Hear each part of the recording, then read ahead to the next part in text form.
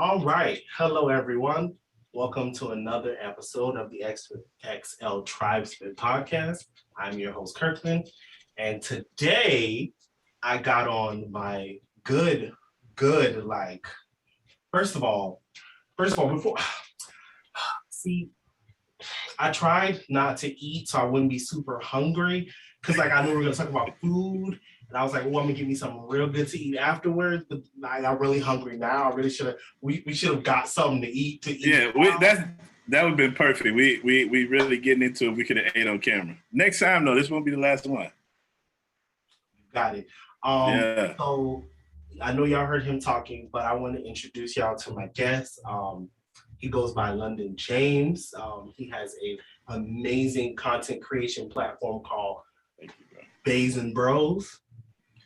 Close. Bros. No, that's what you call your fans. It is called Food Is Bae. Food Is Bae, yes sir. Yes sir. I knew it was going. Hey, you've been watching though. You've been watching, yeah. Have. So when you introduce everyone, you say, "What's up, Baes and Bros?" Yes sir. That's how it goes. Okay. So introduce yourself to the people. Tell them about why you got started, and we want to know everything. Yeah, man. So, of course, as he said, my name is London James. I am the host of Food Is Bae. Food Is Bae it started out as a vlog, had more like a vlog format, and then it's just evolved into like a show. But I travel around the city of Atlanta, well, pretty much all over Georgia, and I try all different type of foods from German. Down South Georgia. That video I saw. Fried chicken. What? Yeah, that was what was that? I can't Lovejoy, Georgia. Yep, Lovejoy. Yeah, that's we were deep. We were deep south. Like, don't try to claim that as Atlanta, Oh no, they couldn't claim that Atlanta if they wanted to. It's too deep. But yeah, as you can see, I'm from Atlanta. Well, I'm not from Atlanta, Georgia, but I live in Atlanta, Georgia now. Originally from Cleveland, Ohio. I got into food because of my dad. My dad was a foodie. We would, as a kid, all I remember is just traveling all over Cleveland, going to restaurants where most of the people didn't even speak English. And it was just, yeah, man. What kind of food would y'all eat? So, I mean, whether it's German food, there was a couple Ethiopian spots that we used to frequently go to, Jamaican food, Japanese restaurants, just so Greek restaurants. And what he was really trying to do is just expose me to different cultures and get used to being comfortable in uncomfortable situations.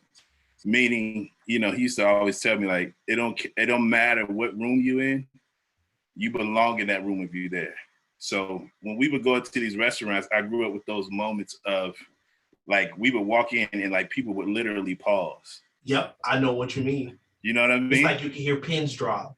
Oh, absolutely. Footsteps. Yeah, absolutely. And at first I felt uncomfortable, but then I just got used to it. Like, this is what it is. But one thing I can say is no matter what culture you come from, whatever your background is, food ties everybody together. So if we're pointing to stuff, as long as we eating, that's all that matters. So he was one of the people who really got me into being a foodie before foodie was like being a thing. Yes. Yeah. Because it wasn't always a thing. Wasn't a thing. Yeah. It was a bad thing before if you were into food, right? Yeah, we definitely gonna get into that. See, I know we're gonna get there. So your dad was really like expanding your palate before you were like in high school. Right. That's really good. I didn't. Yeah. My palate didn't get expanded until college. College. See, so we're going to talk about food. So for me, food has been a very interesting journey for me until age 13. I had never had American food before. Oh, where are you from? I'm Jamaican. Okay. So I was flabbergasted when I was spending the week over my friend's house, and they were eating fried catfish and grits, and I was like, "What's that? what? And this is my face too. What's that?" Right. Like, and You know what? I totally understand that culture because my daughter's mother is Jamaican. So I did nothing but spend time, at cookouts at Jamaican homes and everything like that. So that could be a huge culture shock, just like it would be the other way. Like Other way I around, right? didn't know what ackee and saltfish was. Ooh, ooh. Now when I ate it, I was happy, but I'm saying like this look like eggs. It do look like eggs, doesn't it? It does look. It looks exactly like eggs, but it's not. Oh, it's not. So I can understand how to be a culture shock, but yeah, I mean, I got used to eating strange things growing up, and then my uncle was a hunter, so deer, black bear, alligator. We used to go fishing. He used to take me fishing, so I'm into all that. See, you started talking about the things in the wilderness, and that's it, you lose me. See, that's really. I can't. Oh, I can't. Listen, man.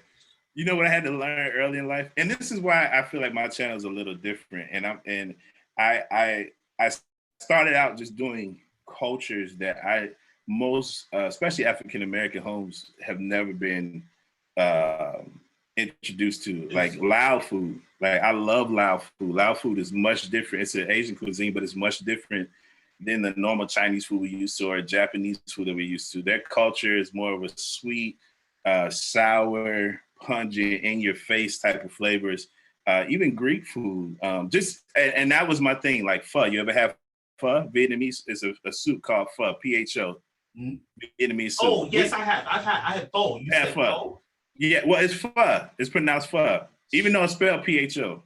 All right, I'm sorry. I put my American accent on it. What's right? Pho. Pho. Pho. PHO. Yeah. Pho. And even simple. Pho, you have pho. Yeah, so that was the original idea of the show, just to expose people to different cultures, especially like the African American community.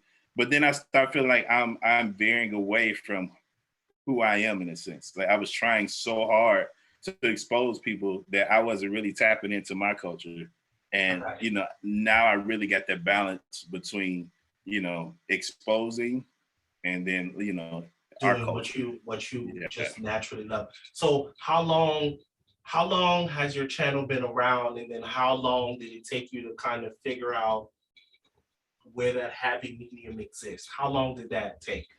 So honestly, I'm gonna answer this in reverse. One, I'm still figuring it out. You know what I mean?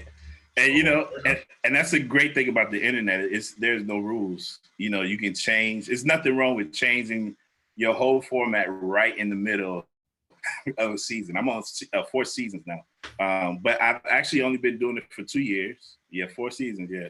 So each season got anywhere from between 12 and 17 episodes. Okay, this was okay. Good. I'm gonna start that one. I'm gonna come back to that. Go ahead. Okay.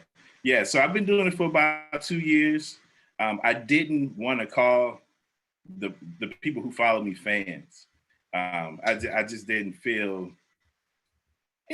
like that. Who am I? Who am I?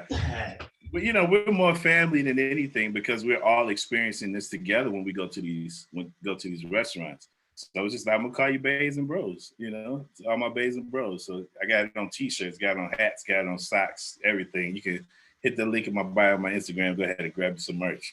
Go ahead, grab that merch. But yeah, man, just about in his show notes. Yeah, just about 2 years, bro. And it's been a journey. When I first started out, no love. But it took one person to share my video, and then I got into the food community. Go ahead, I'm sorry. No. I was saying one person can change the trajectory of how people see you. Absolutely. So I'm interested to know, is it hard to break into the food community? Is that like a difficult thing to do? Well, yeah, it is. And it's simply, and I say this with just being humble when I say this, okay? I'm a little different than most food bloggers because I do videos. Like I have a show, like I do a whole show. But most food bloggers just, take pictures. Most food bloggers do like 30-second videos. So you sort of blend in with what everybody else is doing. And I still have my struggles because I'm not following. I don't want to say the status quo, but not following tradition of what is said to be a food blogger. Mm-hmm. But that paid off for me, and we can get to that later. But it is hard to jump in the scene and get noticed and start to get invited to all the foodie events. You go from paying for your food to not paying for your food. Then the next level is actually getting paid to do reviews. So you gradually go for this. So like all for season 1 and season 2, I paid for all the food. So that those 10 dishes is coming out of my budget. Coming out your budget. And I totally, that's really how it is on the flip side, being a fashion writer. It works the same way. I'm trying to see.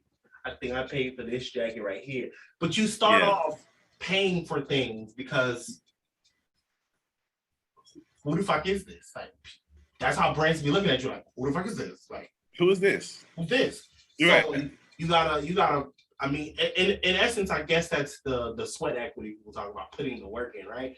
Yeah. So you start off by buying, in your case, buying the food, giving the restaurant a review, and if they like the review, I'm pretty sure, So what I want to know then is, let's say there's an aspiring foodie watching this episode, right? Right. How do you get from season 1? Well, let's not even say 4 because you're in season 4 currently, right? Right. So let's say from season 1 to season 2, like what were the things you learned going from season 1 to season 2? Hold on 1 second. I hear like some music pounding. Is that me? Okay. To go from season 1 to season 2, the most important part, people always tell me like, I want to start shooting videos, but I don't have the equipment that you have or anything. Man, I started with my phone and I was shooting full, exactly. That right there, and then that's going to tell you if you really want to do it. Because if you're not, we were talking a little earlier before this started, but if you're faithful over a few, I'll make you rule over many. If you start with your phone and shoot, what you want to do is use your phone till you feel like, okay, now it's time. Yes. Right? Uh-huh. You got to start, and you got to start and use what's in your hand. I always tell people, no matter where you are in life, if you're trying to get somewhere, use what you have right then and there. Don't worry about what you can't get. Mm-hmm. Worry about what you have. Well, what do you have right now that can make this dream come alive? So I would tell people, if you want to start food, you want to say something? No. I mean, listen, that's great advice, because that's what I try to tell people. Start with what you got. So you got to. Fellow entrepreneurs also saying the same thing. Like, you started with your phone. Yeah, and I would go all over Atlanta and go to say again. What kind of phone you had though? I am a proud Android user. And I saw that green bubble. I was like, what is this? Let me tell you why. And this is when I transitioned from iPhone to Android. So iPhone phone. What? Let me tell you why. So iPhone at the time had a better camera than an Android. However, when it came to editing software and how I can edit and how I can save and post, iPhone wasn't giving me what I need to do videos at that time, right? Okay. So the apps and everything I was using were so great and so strong. And when we get off of here, I'll send you one of my old videos that I was like, I gotta use the Android, and that's where I started. So even if you have an Android, your dream can still come true. But I say all that. Some people in the cartoon. Man. Yeah, I mean, one day Android's that bad. But here's the irony: like, all my other stuff is Mac. Like, everything I edit with is Mac. All my other accessories are all Mac. So, or Apple rather. So, Anyway, back to it. First step is you gotta start. Start with what you got. Start with what you got. Noted. So I want to follow your evolution. So season 1, you are using an iPhone/Android. You move into Android. No, No, you always use an Android. No. So what happened was before I even got to season 1, I started taping myself and practicing before I started the show. Oh, I'm gonna So need you to drop some of those as some where they started, where they now. I'm gonna need you to do some of that. What are some of the things? Yeah, Yeah. because you have to get used to, you have to get comfortable with being on camera. Yes, And then because I go out to restaurants and the restaurants are packed, you have to get comfortable with people staring at you, listening to everything you say, and not worry about being too loud, not worry about are they talking about me or judging me, and you sort of have this tunnel vision. And like now the name of my camera, I named it Simone, right? So now me and Simone go everywhere, and we have that relationship. So with me, so now started with my phone. Before I even got on film, I would practice shooting and I would practice editing to see how bad I was. And before I invested in the camera, my first camera, before I invested in my first mic and tripod, I wanted to make sure this was something I would do, even if it wasn't successful in the beginning. And that's how I started. Okay, cool. So that's actually a tip I didn't even think about. Like practice before you actually. Well, see, here's the thing, right? I used to be that person, right? I used to like perfect example. I'm gonna give you this brand XL Tribe as an example, right? So for me, like I am the person. This is my 5th business, by the way. So my 4 other businesses, I didn't think about nothing. I just had an idea. I went to the internet, bought a domain, went to WordPress, built a website. Bam! I got whatever it is. It's I used to do celebrity gossip blogging. I've done some wild shit with my business. I had a sex toy store. I've had an electronic store. I've done emo podcast. I've done a lot of shit. So now with this brand, I told myself, you know what, Kurt? I'm gonna slow the fuck down. I'm not going to like jump at this idea. I'm gonna let it marinate a little bit. Yes, sir. Because I wanted to not practice, but get comfortable with doing business again. Because after my 4th business, I shut that business down. I really told myself, man, fuck business. I'm gonna go back to college. I'm gonna get me a job, and I'm out this shit because I was over it. So, but I think one of the things I talk about all the time is like, it took me 7 months to put this business out. And I think all the time, if I would have just jumped at the idea rather than waiting, how much further I could have been. I do agree with you, like practice at getting comfortable, because getting comfortable in front of the camera is a journey in itself. I mean, that took me 2 years to do, actually. Even from the time I started this website, like I didn't officially show my face on this website for 2 years after that. Yeah. Because I wasn't comfortable being in front of the camera. Really, I wasn't. Yeah.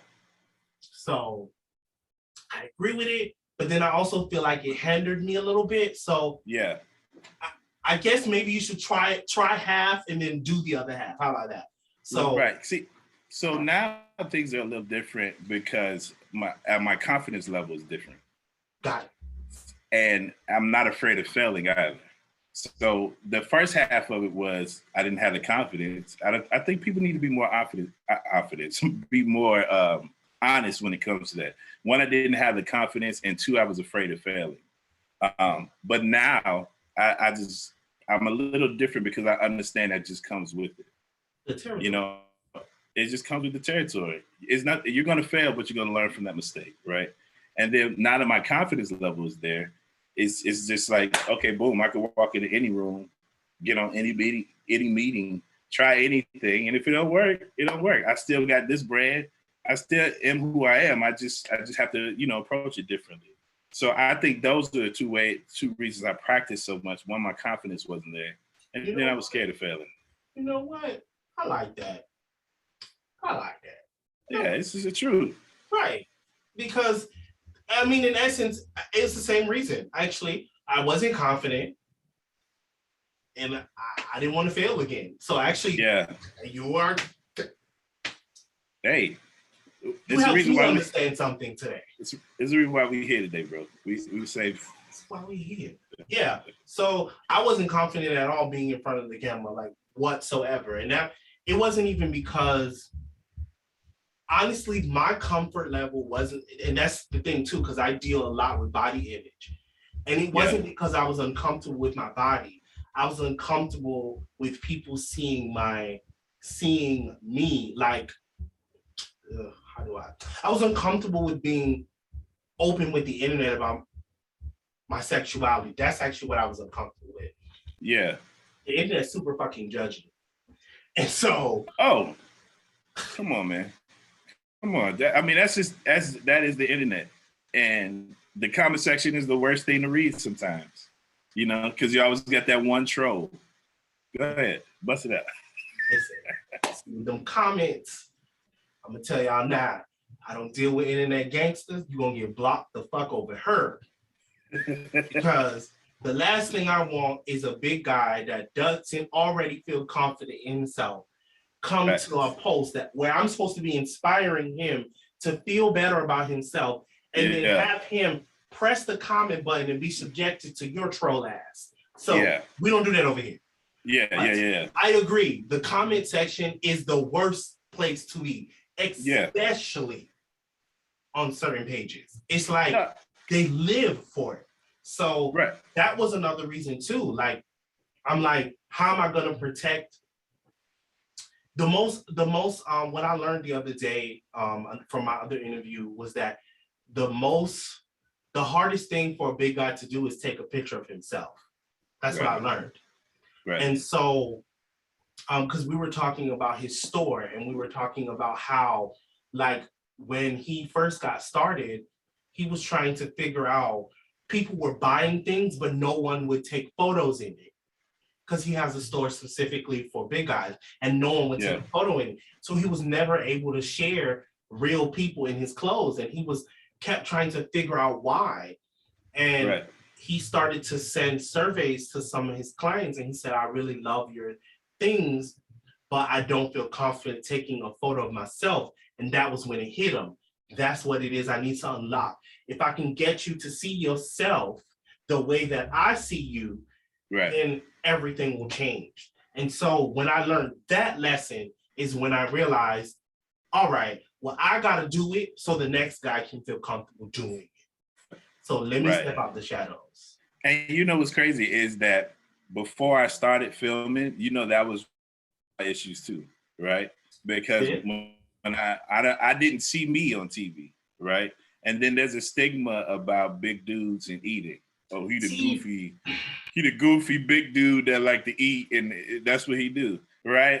So, and I'm like, nah, I got swag though, bro. We ain't just out here just like flumpity dumpity dudes. You know, we got swag, we can dress, we got vibes. You know what I'm saying? And I had to gain that confidence, and that's just being 100% transparent. And I would ask people like, you think I should wait before I start the show? And people would tell me yes, right? You think and you then, should do what? Wait, what was the question? I would ask people like, you know what, you think I should lose weight before I start the show? Like before I started Food Is Bae, should I lose weight? And people would tell me yes. And then one day, man, it was like clear as day, like, you're dope, right? Not cocky, just confident. You know, like you're dope the way you are. People will love you for who you are. And once you embrace who you are, find confidence in it and just go for it, you know what I'm saying? You never know. You never know what can happen. But because I embraced that, I'm 4 seasons in. You know what I'm saying? I just thought about I thought about this when like I wish I was one of the people you were talking to about should you start the show, because my response would have been to you, I don't trust skinny chefs, so I don't.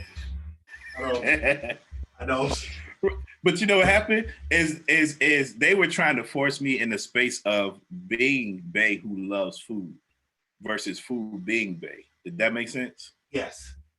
They wanted me to be Bae, right? And I'm like, I'm not Bae. Food is Bae. We're in love with food. Food is my companion. Food is my love. If you like me, that's just the bonus, right? But they were trying to make Bae me like Salt Bae. And make food the bonus. Come on. And that's not what the show is about. So okay, that weird, totally man. makes sense now that you explain it that way. But yeah, like, I mean, and I don't know where I learned that psychology from, but yeah. I think about that too. Like when people are like when I'm watching food reviewers and they be scheming as be like, do you eat this food you're cooking? Do you really like it? Do you Do really you like really it? like it? Is this a paycheck? Because it doesn't look like you eat it, so I'm not sure. Right. And then you know what else too? Another reason I started is because you don't really see a lot of black males in that space. No. Even in the food community, when I go to events, it's probably like 45 women, maybe 5 dudes. Right? So and then of the 5 dudes, 4 of them are not black. Right. Right. Maybe 2. You know? Maybe 3 on a good night. But that's another reason why I wanted to get started, man. You know. Got it. We need more of us in that space. Okay. So you said you're or you live in Atlanta. So there was an event that happened here, I want to say 2 months ago. It was a food event, food and wine. You in Atlanta? Yeah, I live in Atlanta. Oh, okay. Oh man, we got to do dinner and lunch or something like that, man. I mean, yeah. I'm down. We'll get that popping up line, yeah. I like food, it's my thing. So I wanted to know, like, at those events, when you go to those food events, like, how are you starting to see people like recognize you, like, that's Food Is Bae. Well, yeah. So let's say this. So let's say this. The foodie circle is very small, right? When I say it's small, and when I say I'm not talking about the amount of people, just the connections, the 6 degrees of separation. So, and it's like it's an in crowd thing. You got to get in the in crowd thing. But I'm very appreciative every time somebody recognizes me. I'm shocked because I'm like, you're really excited right now. Like, it's just me. You're really excited right now. So that whole London James thing. But most of the time when people see me, they always start with "It's about to go down." Right? But that's you know what I'm saying. And the funny part about it is I was gonna stop saying that because I was like, oh, I don't know if this worked yet. This is sort of corny. And I asked one of my friends, she's like, just keep doing it. It's gonna work. So every time somebody sees me, it's that it's about to go down. Real quick, I forgot. Go ahead. I'm gonna say it. No, go ahead. I was gonna say, just to go circle back to the starting out when we were talking about the levels. One thing you have to recognize is everybody in the foodie community, which I get a lot of love. So when I say this, I'm not saying this to downplay them, but I'm saying everybody's not going to love you. Everybody's not going to embrace you. But what you want to do is continue to make dope content, and the brands will embrace you. Okay. And you want those brand deals, right? So you don't need 10,000, 20,000, 40,000. It helps. But if you have dope content and you're sticking out and not doing the same things, people will stick out. Like I work with Crystals directly. Great relationship with Crystals, sponsored video. It's another big company called Sticker Mule. Don't know how they found me, but they found me. Huge company, and they developed the hot sauce. They sent that to me. More recently, there's a Netflix show. I know Sticker Mule, but I didn't know they made food. I thought they made. Yeah, they make stickers that you put on, because I have some of those on my laptop. Yeah, stickers and all type of swag. But they developed a hot sauce. It's called Mule Sauce, and somehow they found me. And my guy was like, "Listen, bro, we want to work with you." More recently, I just there's a show on Netflix that I had never heard of before. It's called The Trailer Park Boys. Huge following, huge cult following. Never heard of it, but it's called The Trailer Park Boys. And I looked it up and watched the history. I was like, yo, this show's on Netflix. The guy reached out to me, said, we developed the hot sauce, 2 hot sauces. We want you to review it for Netflix and the Trailer Park Boys, right? Because the content is there. See what I'm saying? You know what I mean? I actually love to preach the same thing you're preaching right now. Like, I learned that. I mean, it took me 2 years to learn that too. So I'm not even going to sit here and pretend like I always knew. Oh, me too. Yeah. I learned, 2 years or so in, that what matters to brands is unique content that they haven't seen everywhere else.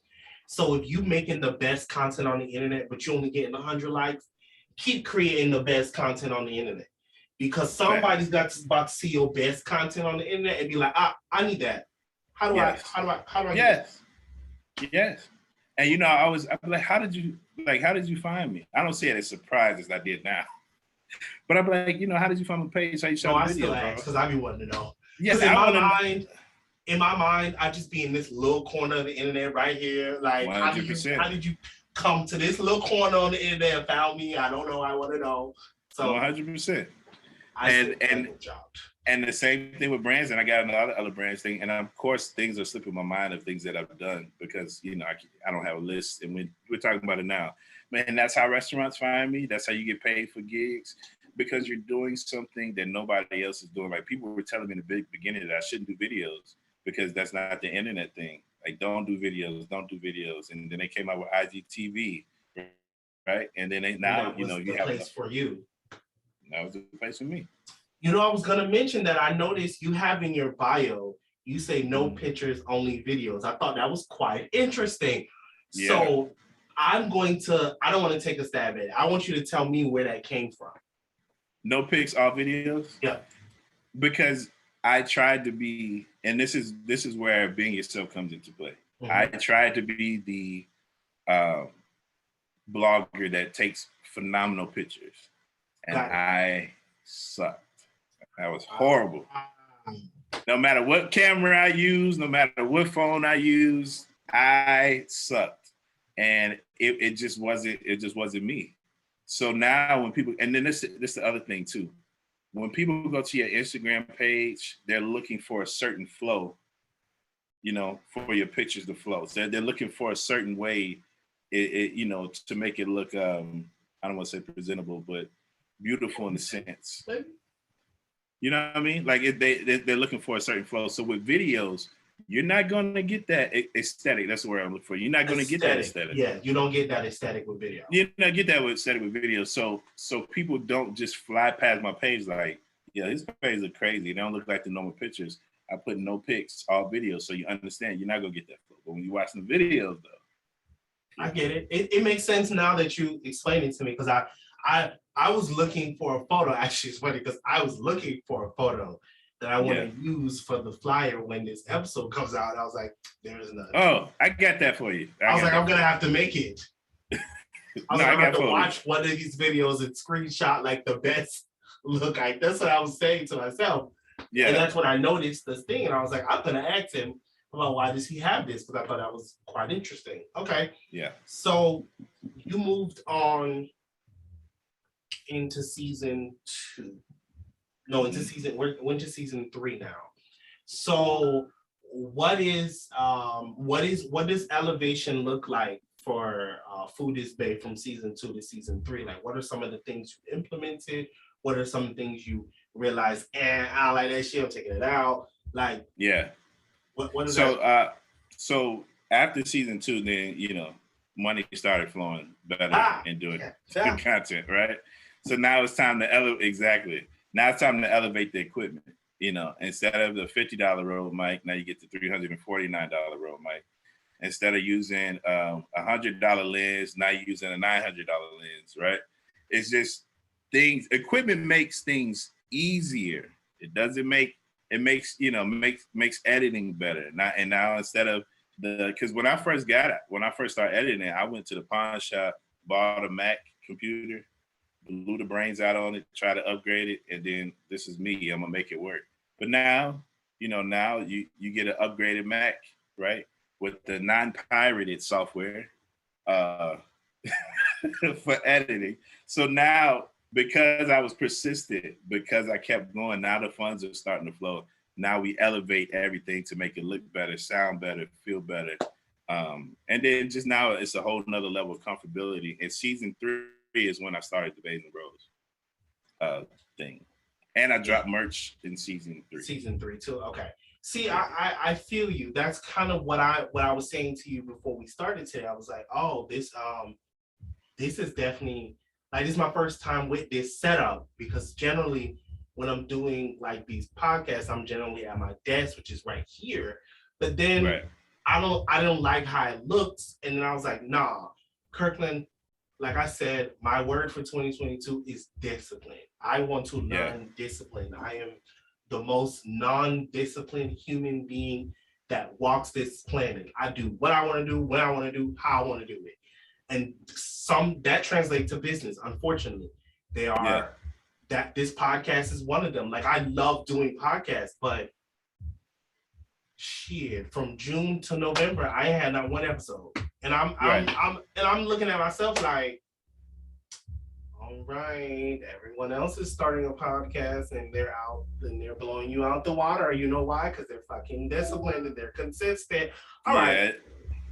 Fuck this. Hey, but you know, sometimes I take mental break. Like the end of the year, I think I have one obligation, and then I just take a mental break. One thing I had to learn how to do is take breaks when I need them. Like if I'm too tired, I'm not about to spend my time up at 6. Now, I'm not saying that you do this all the time, but when you need that time, take that time. Unless it's like a paid gig, you know, if it's like a paid gig and I gave them a deadline to the restaurant, we're gonna have it out at a certain time. But if it's just like a social event, you know, if you need time to refresh yourself, to get back in that space, so you know that you're giving the best version of you, you know, take that time. Because I was too obligated to the internet to post, you know, every Saturday at this particular time, which I think is good to have that schedule.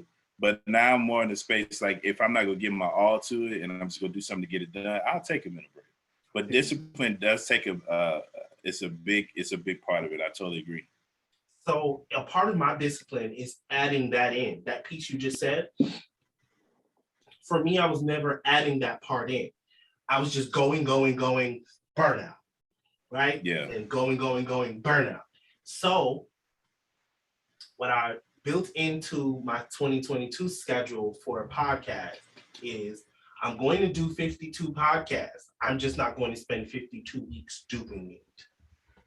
So what I'm teaching myself is discipline with a balance. So I'm gonna create an episode's gonna drop every, I don't know what day yet, but every week in 2022, there's gonna be an episode drop. But I'm going to record 6, 7, 8, 9, close to 10 if I can in a month. Right. That way I'm only recording for 3 months, maybe 4. Yeah. No, actually 52 would be 5, but whatever. I'm gonna try to make it 3 to 4 months where I'm recording content and then just scheduling them. I'll spend probably another month. So I'll probably spend 5 months working on the podcast. That 5th month will be me scheduling out the podcast that's going to drop every day for the rest of the year. So by the time June comes, I'm done. Yeah. My goal next year is I want to drop at least 2 episodes a week. I really want to. I really want to. Are like 10, 12 minutes long, so that's a. And you know what? They could be a lot longer, but they could be a lot longer. But you know, the internet, the attention span people. You know, I'm grateful for my watch time that's on Instagram and YouTube. I'm grateful for the idea that people are used to 30-second videos, 40-second videos, 2-minute videos, and people take the time to watch an 8-minute video from me. And so what I try to do is condense all the great moments in that 7 to 10 minutes, so it doesn't even feel like it's that long. But I want to do at least 100 videos for 2022. Ooh, that's my goal. I'm holding you accountable. Absolutely. Iron sharpen iron. Let's go. 52, 100. That's the goal. 52, 100. I feel like in my mind, if I can knock out 52 episodes in 2022, number one, I will teach myself discipline. Number two, there'll be no reason that my channel doesn't grow. And that's the other thing too. It's like I'm having growth, but it's not consistent because I'm not consistent. Like I work, but I don't consistently work at something on a regular basis. It's like I work, burnout. And then the burnout may last 2 weeks. That 2 weeks on the internet is a lot. Yeah.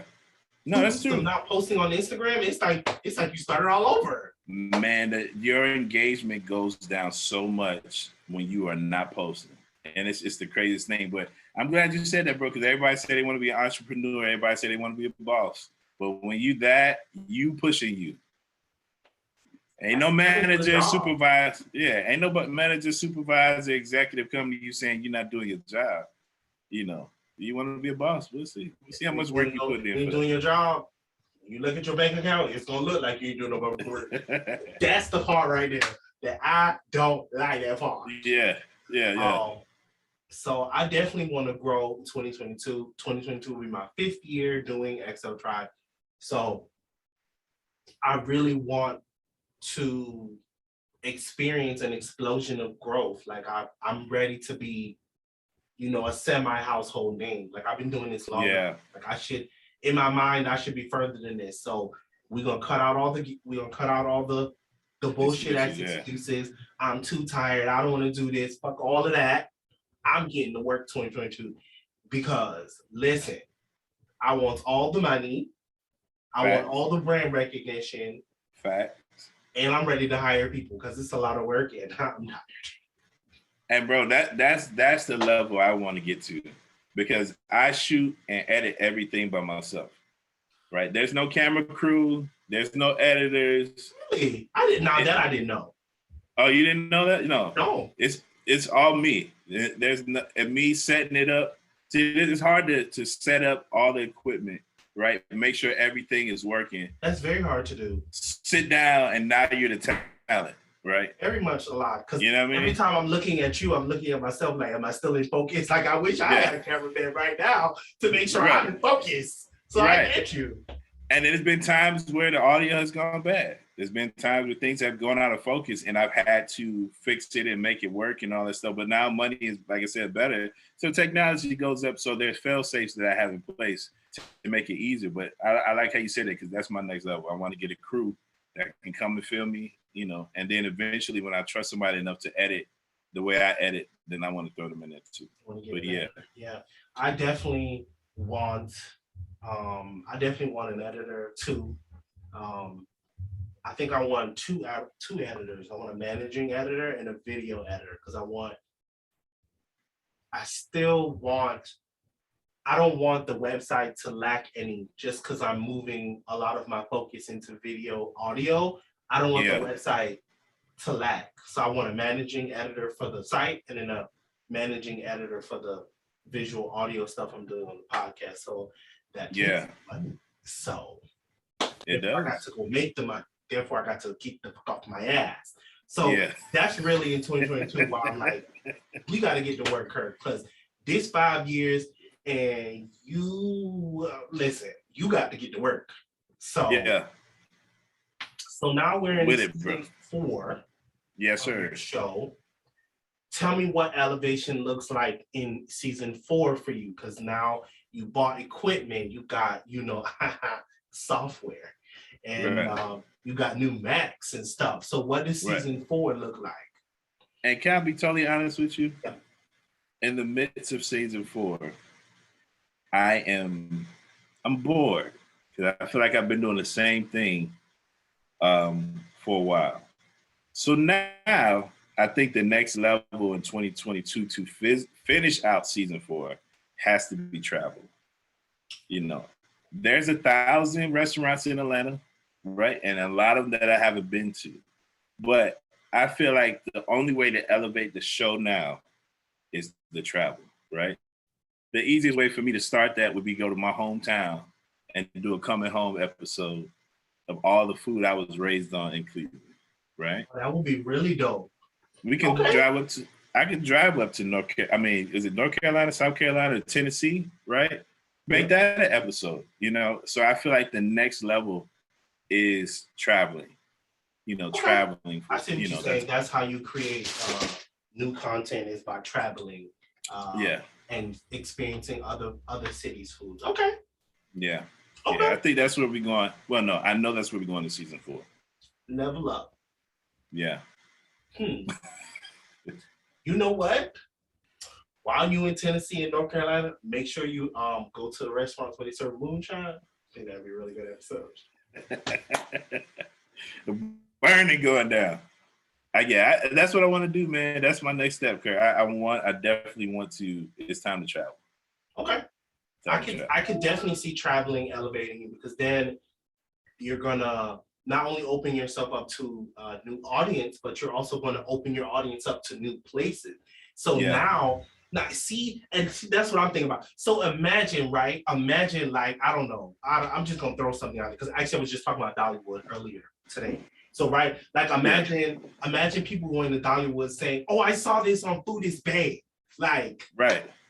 I want people, because people do that in restaurants now. One thing I'm very grateful for, the restaurants that I go to, and my people, the Bays and Bros, they really go to these restaurants, right? Yep. And they really tell me, like, if it was good or bad. And then the restaurant owners, I think I'm gonna go on Tuesday, but you know, right? Which in Lovejoy? Yes. Oh, the fried chicken looked amazing. Golden, crispy, gorgeous. The sexy. way you were crunching and none of y'all was talking, and all you can. And guess what? Like, can I say this?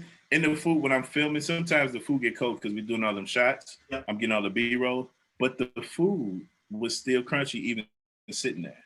It was phenomenal. Even after sitting there for me getting all them shots, the food was still just amazing. But I'm grateful for a lot of restaurant owners. They still reach out to me and they tell me how their business has grown, the influx of customers just from the show. So I want that to happen outside of Atlanta now, just like you said. And I think that would be great. Oh, I can see it now. See it, Kurt. I can see it now. And I feel like you need to partner with a car company. Come on. And you need to partner with a fuel company. Come on. And a hotel company. I feel like that's the perfect match for you. And a clothing company. Let's not. Because you need to wear clothes in these places, because they're not clothing optional. Do we not? You know what I'm saying? That is the goal. So yeah, I'm excited, man. I'm excited. This is dope. Okay, so that's where you round out season 4. Now, I know that you said on top of being bored, you know, you try to limit your seasons to, you said 10 or 12 episodes. 10, well, I want to say 10 to 12, but somehow I'll be losing track and they get to like 17. I don't know how that happens. So that's how much you love what you do that you forget you're supposed to stop at 12. Yeah, I want to stop around there. I think that's a good way to, now we do see, and then that gives me a break between seasons to make the adjustments.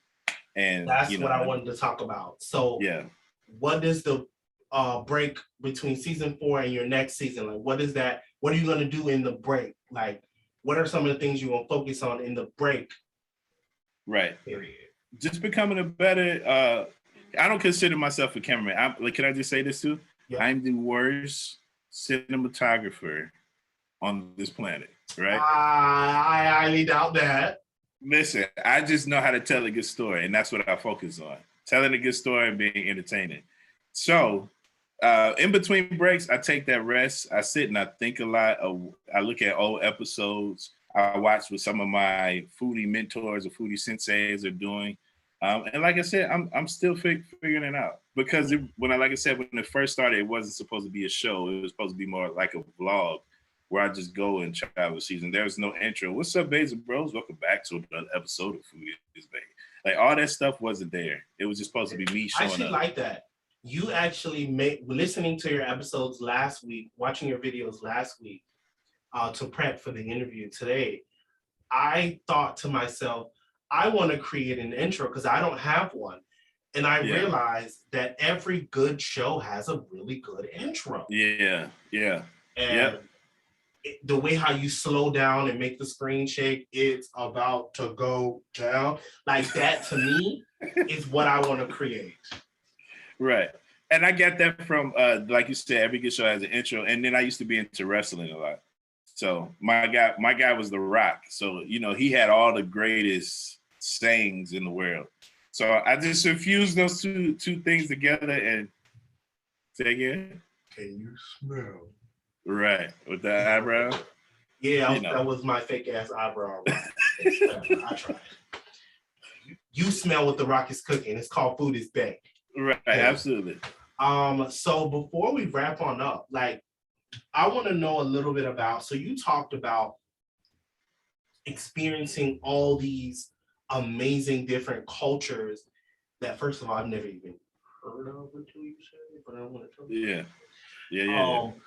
So I don't even know like to think about what this food is, and the fact that you had this food before you was in high school just blowing my mind.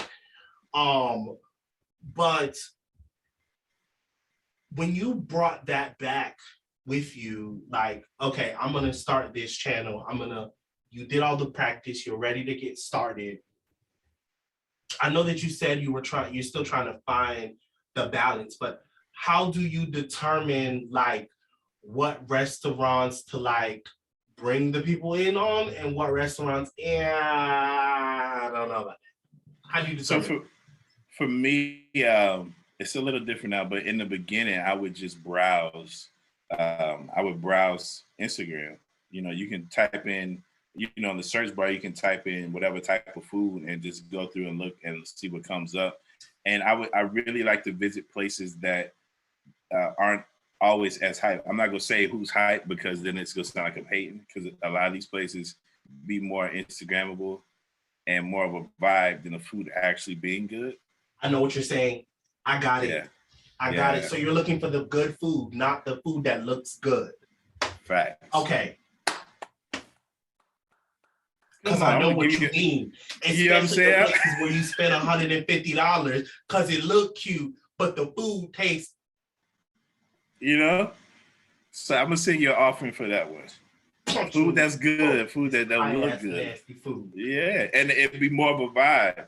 So I generally like to try to find places that I feel like nobody has really been to, because now you're going on an adventure, because I'm experiencing with you for the first time versus something that you're more familiar with. Like me going all the way down to Lovejoy in the middle of the woods to try some fried chicken, you know? Yeah. And I'm telling you, man, I'm gonna get with you and take you to some places like this. Do you eat steak? Do you eat steak? Yes. Yes. Okay. I gotta get you at this. It's a Uruguayan steakhouse. I'm sure you heard of Fogo de Chao, but this is a little different. It's a mountain of meat. When I say I've heard of Fogo de Chao, but I've never eaten. Never been. Fogo de Chao is great, but this Uruguayan steakhouse is absolutely phenomenal. And every time people see it, every time they post it, it's like, I've never seen nothing like that. And they've been to Fogo de Chao. I can't even pronounce the first word you said. So what was that? Uruguayan steakhouse. Uruguayan. Uruguayan. That's good. Uruguayan. And it's just amazing. On the internet, I really tried to pronounce that. Yeah, man. So that's what I do. I try to find places that I think people may not have been to, and not a lot of hype around it, but the food is amazing. Sounds good to me. Sounds like, if you ask me, you got all the ingredients of success. Oh man, coming from you, that means a lot, bro. I'm so blown back that you invited me on your podcast. I don't take it for granted. I appreciate you. I've been watching you for a while. Yeah, you've been doing big things, man. I love the flavor. I love the flavor that you put out there for your page. The confidence that you instill in big men. Being yourself. I love what you're doing with the whole XL Tribe thing. Yeah, I've been talking about this interview throughout the week. Like, yeah, I'm about to be on XL Tribe, because it's just like, for you to see me and be like, you want me on your show, I don't take that for granted, man. I just want to thank you for having me. Listen, that food you be eating, I'm like, this is not your run of the mill, like, oh, I just pulled out my camera because I went to so-and-so's barbecue shack. Like you can tell. I guess watching your show really helps me understand. There's an American saying that people say you put love into food. Yeah. And you can tell that there's a lot of love behind the content you create. And that's really what I noticed. Which is why when you said you're not the best cinematographer, I said you're alive. I mean, maybe you feel like, you can, shoot, B-roll a little better, or maybe you feel like those things, but like, that's just like perfecting something. That's not, or that's just elevating the craft. That doesn't tell you the passion behind the story. Because how many times have you seen a beautiful movie that's trash? True. That's true. See, that's true. My point there. Great cinematographers do more than just shoot great film. They tell great stories. That's what you do. My God. Every time you eat, I just be like, can I go there now? Can I go there now? Are they open? Oh, no, it's 2 a.m. I can't go there. Man, all right. I appreciate you, bro.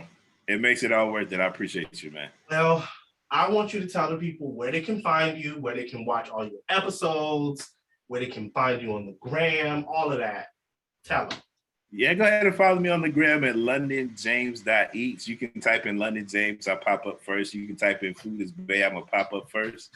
Go ahead and follow me there. Go to hit the link in my bio. Go ahead and make sure you grab some merch. The merch store is up. We got t-shirts, we got hoodies, we got sweatpants, we got socks, we got everything you need on the merch store. So go ahead and follow me on Instagram, londonjames.eats. Perfect. Well, guys, this has been another episode. I am sticking to my thing. By the way, I am 2 episodes into my 52 episodes. So yes, sir. Let's go. But until next time, y'all, peace out. Peace.